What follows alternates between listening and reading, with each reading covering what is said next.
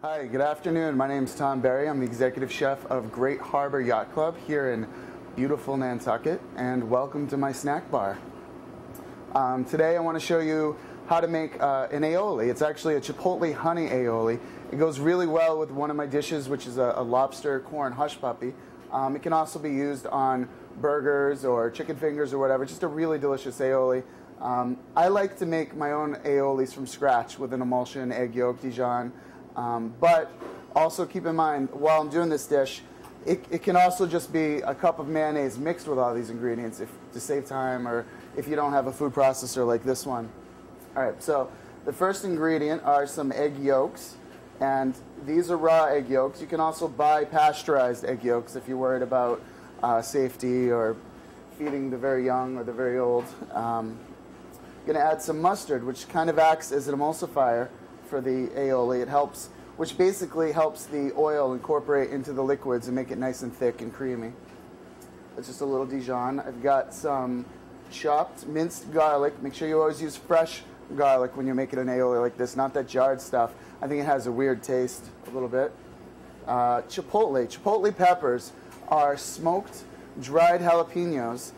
This product is actually called Chipotle and adobo sauce. So you can buy it already in an adobo sauce, which is vinegar and tomato and some other ingredients. So it's very wet and moist.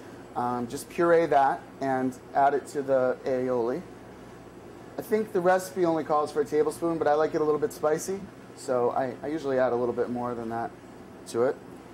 Okay? And always when you're making an aioli or mayonnaise or anything, give it a little bit of salt. And of course a little bit of pepper in there. Okay. This recipe is kind of designed for a small, at-home roboku, so don't worry if you don't have a monster like this one. I'm even a little nervous it's not going to work in this one because it's such a small amount, but we'll give it a shot. Turn this on. Let it start to puree. The trick to this is you don't want to let this go too long and go too slow. You want to emulsify it slowly, but if you let it go too long, it'll get very, very hot from the friction. And that's what makes mayonnaises break. And that's why everyone thinks mayonnaises are so tricky. So we'll just start drizzling that in. Don't be a cowboy. Don't be a hero. You just want to take your time with it. Let it go. And you kind of see, you can tell if it's emulsifying or not. It starts to get thicker and thicker and thicker as you drizzle. If it's not getting thicker and it looks like it's breaking, just stop and give it a moment to kind of catch up with the oil and what's going on with it. All right, we'll keep that going.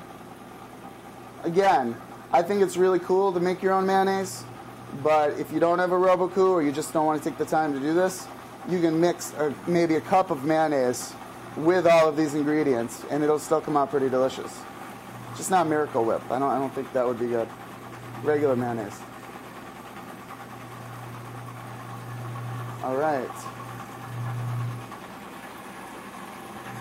And I think that looks pretty good. The one thing whenever using a roboku or food processor, I'm a huge advocate of always scraping your bowl at least once before you call it finished. Because sometimes you get products and things kind of mixed up on the side that aren't well incorporated. So give it one scrape and then puree it for another moment. Okay, so if your mayonnaise gets too thick, you can always drizzle a little bit of cold water in to thin it. I like to add the honey towards the end. You can also add it at the beginning, but it kind of thins it down a little bit and gives you an idea what the consistency is going to be. And you know, you don't have to use an expensive honey, but I would say use a good honey. All right, let's pull that off. And last but not least, just a little bit of fresh squeezed lemon juice in there, and that should thin it down a little bit. And beautiful. And here is what the finished product looks like. You can see that it's nice and emulsified and thick and looks just like a mayonnaise. And you know, it's ready to go. This you can store in the fridge. Since you are using fresh raw egg, make sure it's always chilled. And I wouldn't hold on to it for any longer than 3 or 4 days just to be safe. And that's Chipotle-Honey Aioli.